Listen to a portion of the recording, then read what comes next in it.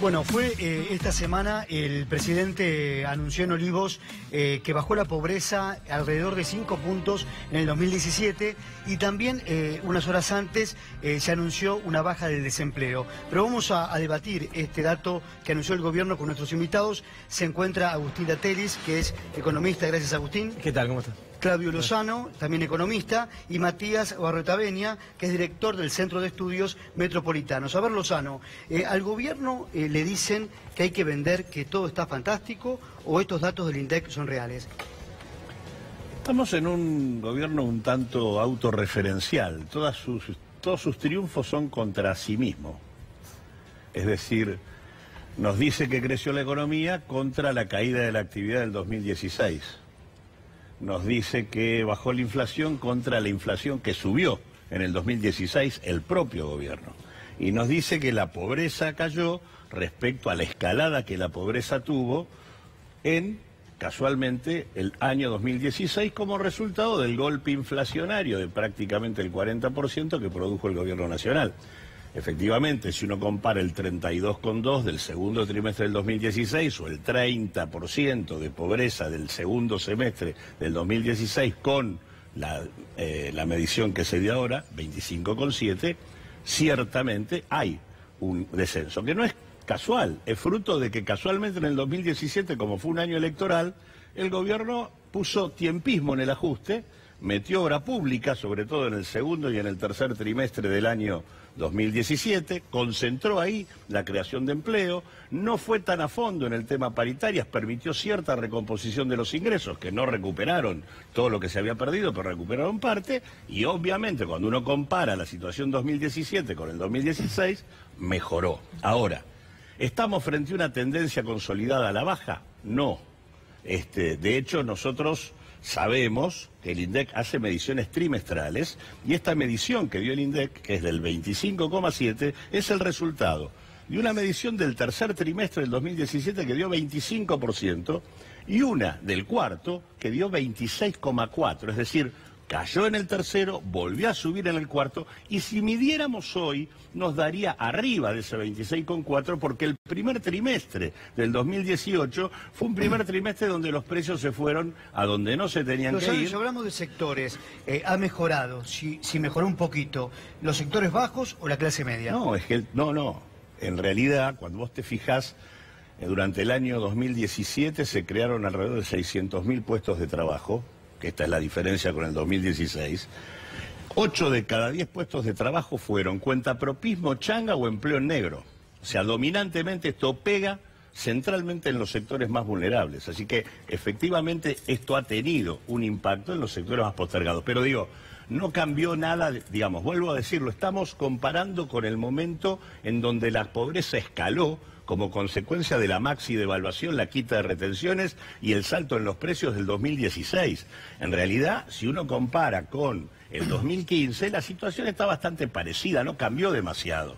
Esto me parece que es el punto importante. Ni la inflación cambió demasiado respecto al 2015, ni el nivel de actividad económica cambió demasiado respecto al 2015, ni la pobreza cambió demasiado respecto al 2015. Coincido, sí, absolutamente en el análisis. A ver, que el impacto sobre los sectores más vulnerables y sobre los sectores trabajadores de menores ingresos es muy fuerte, es una realidad. Hay que tener en cuenta una cosa, mira, el índice de precios que todos miramos cuando hablamos de inflación y hablamos de que el año pasado fue el 25%, es el IPC que mide el INDEC, que tiene una determinada estructura de ponderación. Ahora, cuando vos analizás sobre los sectores de menores ingresos, el peso de las tarifas que están subiendo a un ritmo muy acelerado es mucho más importante, el peso de los alimentos es mucho más importante, de medicamentos, es decir, la inflación para esos sectores de menores ingresos es mucho más alta de lo que te marca el índice de precios, que ya estamos en un proceso de inflación alta. El análisis que hace Claudio es así, es cierto, digamos, lo que ocurrió el año pasado es que producto de una concentración muy fuerte de obra pública, de crédito también, de parte de la banca pública, muy estimulado desde el gobierno previo a las elecciones, hubo una sensación, una mejora en los ingresos muy paulatina, muy puntualizada en ese momento. En esa situación es donde te da la comparación con los datos del 2016, y esto de la comparación con el 2016 es en todos los ámbitos. Cuando se habla de inflación y te dicen desacelera, porque en el 2016 fue del 41%, pero bueno, fue autoinfligida por las políticas del propio gobierno. Entonces después la lectura del 25% del 2017 parece que hubiera bajado la inflación. No, en realidad es el mismo registro del 2015. Lo mismo pasa con los datos de pobreza, el salto a 32,2 y después parece que hubiera bajado. Está prácticamente igual que antes, lo mismo con la actividad económica. Por eso la gente no se siente menos pobre, así en realidad se siente de la misma forma, siempre. Claro, porque lo que tenés en términos de actividad económica, en términos de inflación, en términos de pobreza, es exactamente lo mismo, con en el medio una muy fuerte concentración del ingreso, porque las políticas económicas de estos últimos 2 años favorecieron a grupos y sectores muy concentrados y jugaron en contra de las amplias mayorías, pero en el conjunto lo que tenés es una concentración del ingreso muy importante a lo largo de todos los años. Matías, en cuanto a los números, ¿qué dicen los números? Bueno, ¿Todos coinciden? Nosotros lo que decimos es que esos números presentados por el gobierno quedaron viejos. Un poco lo que se señalaba recién. El año pasado, por el calendario electoral, se tomaron algunas decisiones, por ejemplo, dejar la devaluación para final de año, por ejemplo, dejar los aumentos de tarifas para este trimestre, y por lo tanto esas decisiones hoy impactan. Nosotros tenemos números de principios de marzo. Es una encuesta que hacemos, el Monitor de Clima Social, que lo hacemos en toda la región metropolitana.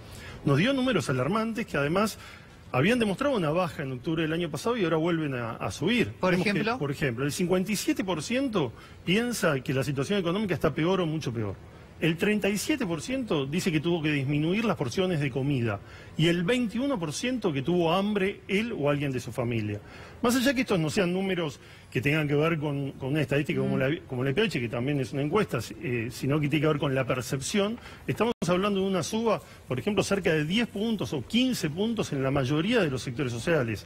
Y esto también en términos del trabajo, el miedo de perder el trabajo es del 42%. El 60% dice que no llega a fin de mes.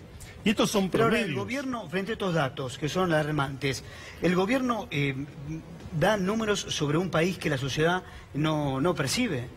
Es que lo preocupante es que se presenten estos datos. No, o el gobierno no percibe la sociedad, en realidad, que sería lo más preocupante de todo. Yo creo que lo preocupante es primero que estemos hablando, porque ¿cómo se mide la pobreza? La pobreza en esta medición se fija un ingreso de una canasta, alrededor de 17.000 pesos por una pareja con trabajo los 2 miembros del hogar, y a partir de ahí, si tienes un peso más o un peso menos, pasas a ser pobre o no. Es decir, que no es una transformación estructural. Entonces me parece que tenemos que discutir cuál es el modelo de país, cuáles son los sectores. Hay más de 60.000 puestos de trabajo en la industria que se han perdido para generar cuentapropistas con ingresos de subsistencia.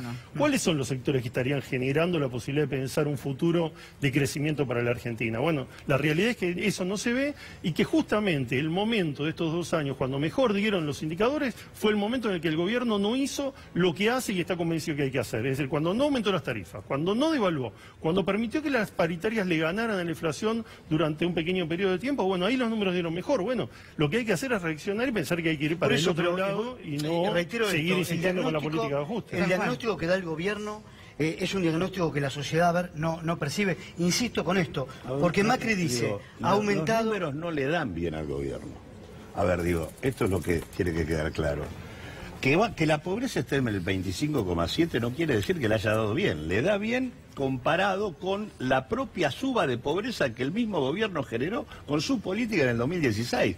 La pobreza sigue estando como estaba, no le está dando bien. Lo que pasa es que hacen una comparación tramposa, igual que le hicieron con el tema del crecimiento, igual que le hacen con el tema de la inflación. Es un discurso que intenta vender algo que no tiene todavía ningún elemento sólido, y por eso pongo el otro punto. No hay ninguna tendencia consolidada hacia la baja. Bajó en el tercer trimestre, volvió a subir en el cuarto, y como dice Matías, ellos tienen mediciones de ahora. Sí, la encuesta permanente de hogares, cuando releve la pobreza del primer trimestre del 2018, va a dar arriba del 26,4. Ahora, lo más grave del punto, que estamos discutiendo esto como si en la Argentina, para resolver el problema de la pobreza, la economía tuviera que crecer. Y esto es mentira.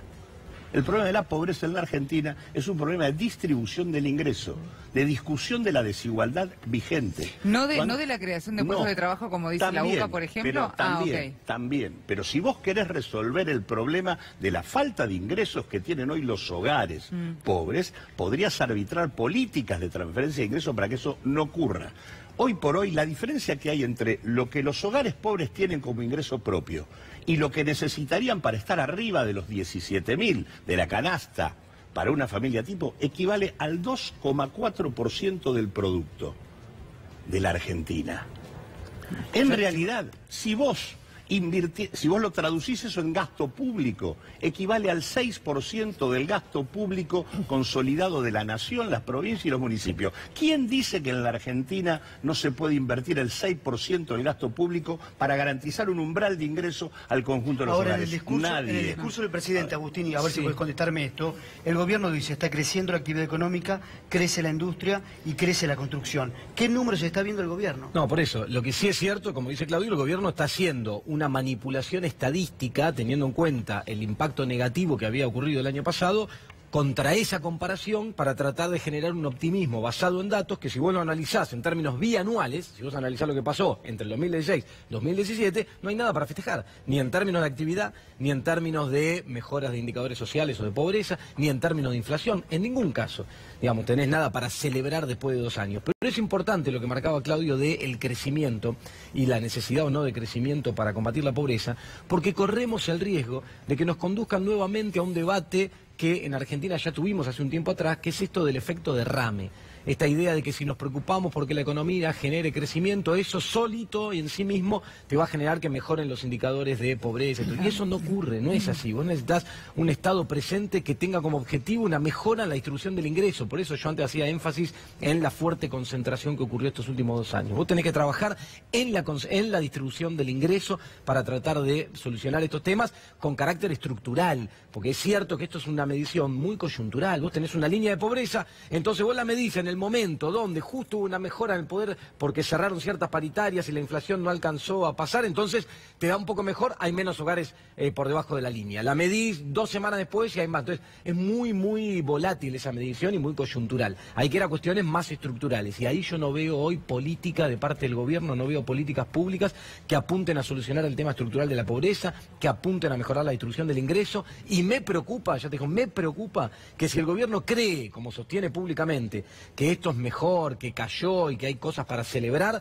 va a insistir por el camino de la política económica que vino llevando adelante estos últimos 2 años y eso no va a llevar a reducir la pobreza, sino todo lo contrario. Al menos festeja que ya no hay suba de tarifas tan bruscas, que fue lo que prometió el presidente. Ya a partir de ahora no va a haber suba de tarifas bruscas. Después del 100% de diciembre y abril vas a tener un aumento del 15% en octubre.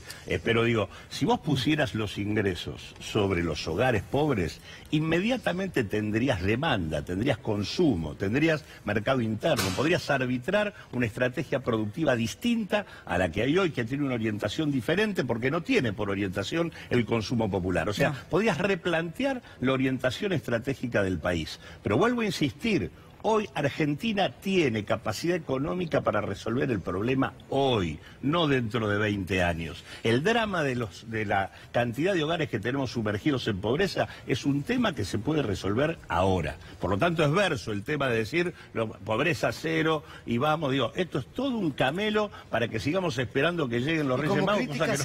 Como críticas señalan que el gobierno tiene varios ministros de Economía, que no tiene uno solo, y además no se le explica a la sociedad lo que están haciendo.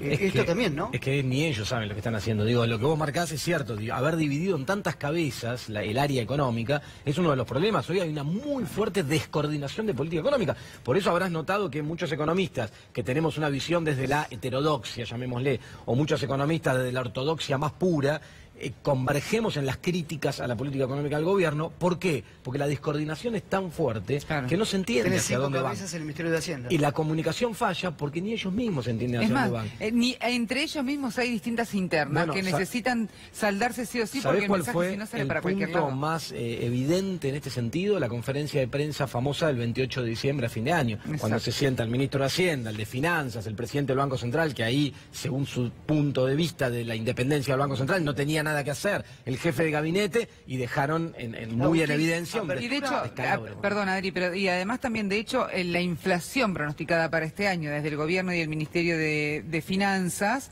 contra la que dice el Banco Central. Sí, pero un que de solo hecho dato ya nomás con hablarlo. La meta del diferencia. 15%, un solo dato. Vos tuviste 1,8 en enero, sí. 2,4 febrero y las proyecciones dan 2,4 marzo. Sí. Tenés más de 6, casi 7 puntos vas a tener cuando salga el dato de marzo en un trimestre, la mitad de la meta en un trimestre. Entonces, y además bajando el consumo, porque en realidad el gobierno piensa de bajar la inflación. El piso de la inflación es 20, claro. Por lo tanto cualquier estrategia de paritaria del 15 en 2 veces, lo que está indicando es que el mensaje del gobierno es que los salarios vuelvan a caer en el 2018 del mismo modo que lo hicieron en el 2016.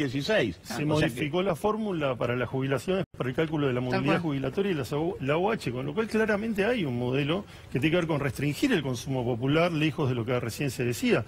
Y ese consumo popular que se retrae, tanto por la paritaria de 15 contra 20 de inflación, por la OH, por jubilaciones, repercute sobre el círculo de la economía interna, que después repercute en menor recaudación, mientras que sube la cuenta de los intereses de la deuda externa. Este es un proceso que los argentinos ya vivimos, por lo tanto es muy importante llamar la atención, porque esos títulos bondadosos que hoy recibe a veces el gobierno, después sabemos dónde termina. Entonces es hora de recapitular, recapacitar, apostar al mercado interno, apostar en una industria competitiva, que capacite a los trabajadores, que vea cómo nos vamos a insertar en el mundo, en una región que si se uniera sería la 4ª economía a nivel mundial y que podría poner condiciones frente al mundo. Ahora, Matías, reserva energética, reserva de agua, tenemos un sector, somos la clase media mundial a nivel de ingresos, tenemos un montón de oportunidades. Es importante que nos sentemos todos en la mesa a discutir, pero de verdad no hay un diálogo. Habla de la importancia del comercio internacional como factor fundamental para la productividad y el crecimiento de la Argentina. ¿Esa línea, seguimos la línea del gobierno o, como decía el economista Aldo Ferrer, vivir con lo nuestro? Es que en el discurso, que seamos la góndola del mundo, está bien, el discurso exportemos, sumemos valor agregado, insertemos en el mundo, pero la realidad es que abrimos las góndolas al mundo, que hoy uno va, cualquier relevamiento, ve en los supermercados que estamos comprando productos, estamos bajando y fundiendo las economías regionales por importar alimentos del resto del mundo. Igualmente el discurso de Duhovne es un discurso atrasado, porque eso tiene que ver con una etapa distinta de la globalización que se cayó a partir del 2008. Hasta el 2008 el comercio internacional traccionaba a las economías porque crecía por encima de los niveles de actividad económica del mundo. En realidad hoy no pasa eso. Consecuentemente, menos aún hay viabilidad para una orientación exclusivamente exportadora como la que plantean estos muchachos. O sea, están atrasados en la mirada del mundo. Por eso que además, ellos siguen hablando de la apertura mientras viene un enviado de Trump a defender el proteccionismo en la reunión del G20 en Argentina. Bueno, acordate los limones, acordate la carne, acordate el jugo. Y además esto plasmado en los datos. Hoy Argentina tiene el déficit comercial. El tema que me parece central es la desigualdad. Argentina, si vos tomás el producto de la Argentina y la cantidad de habitantes que tenemos, la renta por cabeza mensual es de $1.000 por persona. Si vos tomás el producto de la Argentina y tenés la cantidad de gente que lo produce, es decir, la fuerza laboral, lo que se tendrían que llevar por mes cada laburante son 46.000 pesos por mes. El ingreso promedio de los argentinos 12.000 pesos y el 60% gana menos que eso. Hay un nivel de desigualdad. Esa es la discusión desigualdad de la Argentina. Un dato para ver la desigualdad. Esta ciudad de Buenos Aires, hay 10 años más de expectativa de vida en el norte que en el sur. Sí. Aquellos que viven en el norte, en Recoleta, en Núñez, en Belgrano, viven 10 años más que los que viven en Soldati o en Lugano. Sí. Cuando vemos en el monitor los números del segundo cordón oeste, pensemos en Merlo, pensemos en Moreno, lo más lejos de La Matanza, están sufriendo de una manera todo lo que tiene que ver con la destrucción de la industria del mueble, la textil, la indumentaria, todo lo que tiene que ver con la apertura económica. Todo esto, la verdad que... La changa, Matías. Bueno, eso es algo llamativo que por ahí Claudio puede explicar, porque uno de los ingresos de las bases de la baja de la pobreza es un supuesto ingreso de más del 30% de los trabajadores informales. 31,5 aumento por encima del aumento de los 600.000 puestos de trabajo, la mitad es empleo en negro y el 30% es changas. Básicamente cuentapropismo, monotributistas. Eso es lo que hay, no hay pero lo que llama la atención en los datos es que para el gobierno, en los datos que dio a conocer cuando midió pobreza, es que el sector informal, que no está captado en ningún lado, tuvo un aumento de los ingresos el año pasado de 31,5. Superior a los asalariados Bastante, registrados. superior a los Eso no me llama la asalariados atención. registrados. Eso yo creo que es parte de la herencia del toqueteo que se han hecho con las muestras en el INDEC, porque la verdad nadie puede creer demasiado que los salarios en negro crecen por encima de los formales. por eso. La verdad que es algo Llama que... la atención. Y ahora más sinceramente, preocupante que es quieren increíble. además desarmar el INDEC para generar otra área dependiente del Ministerio de Economía. Hoy salió también que quieren calcular de otra manera la pobreza. Eso Me parece implica que que esas en discusiones realidad- son discusiones que se tienen que dar con todos los sectores políticos, tienen que ser discusiones muy serias, porque es verdad que antes se toqueteó el INDEC y eso le hizo muy mal a la Argentina, pero todas las decisiones que se están tomando ahora con respecto a ese organismo nos hacen dudar también de muchos de los números que están publicando. Miente que algo quedará, decía. Entonces ahora tenemos todos dudas. Esto es una realidad Claro, también. en realidad Descreemos. el piso que dejó el kirchnerismo en materia de INDEC